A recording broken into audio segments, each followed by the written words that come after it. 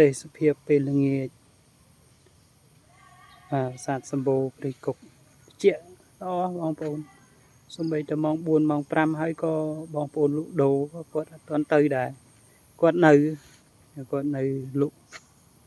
ដែរហ្នឹងបាទភ្ញៀវអន្តរជាតិក៏នៅតែមានដែរម៉ោង 4 ម៉ោង 5 ល្ងាចហើយហ្នឹងក៏គាត់ទៅនៅដែរនៅនោះឃើញភ្ញៀវនៅនោះគាត់មើលប្រាសាទមកពីបារាំងខ្ញុំសួរមិញថាមកពីបារាំង friend ហ្នឹងបាទយ៉ាងដែរបងប្អូនពេលណាដែលយើងអបសុខ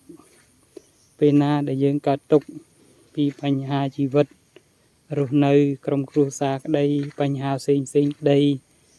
ពេលខ្លះយើងគួរតែមានពេលមួយសម្រាប់ខ្លួនឯងមកលំហែយកខួរក្បាលដើម្បីសម្អាតនៅខួរក្បាលបាទផងដែរកុំឲ្យវាកើតទុក្ខខ្លាំងពេកជីវិតបាទកើតទុក្ខខ្លាំងពេកជីវិតយើងវាមានឡើងវាមានចុះវាមានកើតទុក្ខវាមានសបាយបងប្អូនបាទមានសបាយឯងចឹងធ្វើម៉េចអាហ្នឹងជាជីវិតបាទជាជីវិតមួយដែលយើងត្រូវតែប្រឹងបងប្អូនជីវិតនេះបើសិនជាយើងគិតថាវាឲ្យវានៅត្រឹងមិនធ្វើអីសោះក៏អត់ល្អប្រសើរហ្មងដែរទេបងប្អូនអត់ល្អប្រសើរទេបាទអត់ល្អប្រសើរទេចឹងយើងត្រូវតែ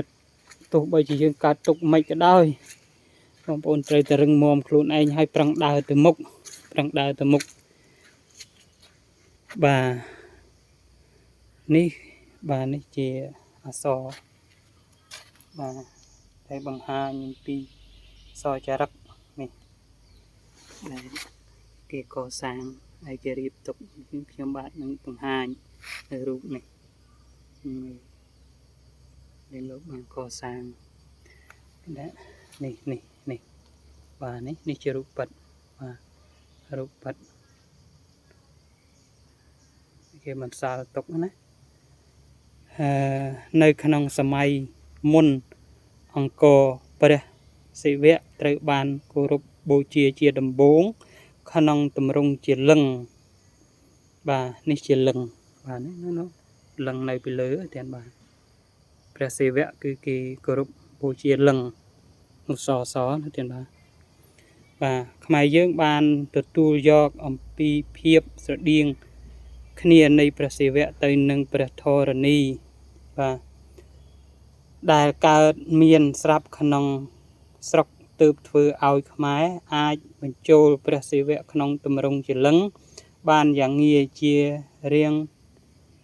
ជាងរូបព្រះសិវៈដែលមានរូបរាងដូចមនុស្សប្រាសាទនេះត្រូវបានធ្វើកំណាយនៅឆ្នាំ 2005 ហើយជើងទម្រនិងលិង្គមួយបានរកឃើញនៅក្នុងទីនេះដែលសូមបញ្ជាក់ផងដែលថាលិង្គនេះគឺជារូបចម្លងទេបាទណាគឺជារូបចម្លងឯណាលិង្គហ្នឹងបាទហើយនៅខាងនេះងាកមកខាងនេះបងប្អូននេះខ្ញុំគិតថាជាកសិន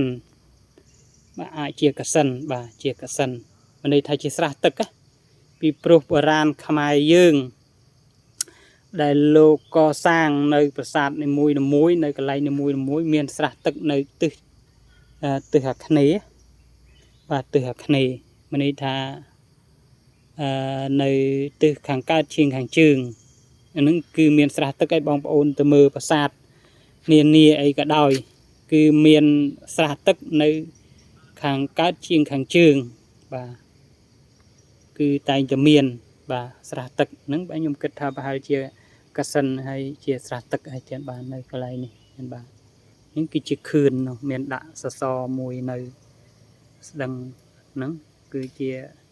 ហើយគេហៅថារបង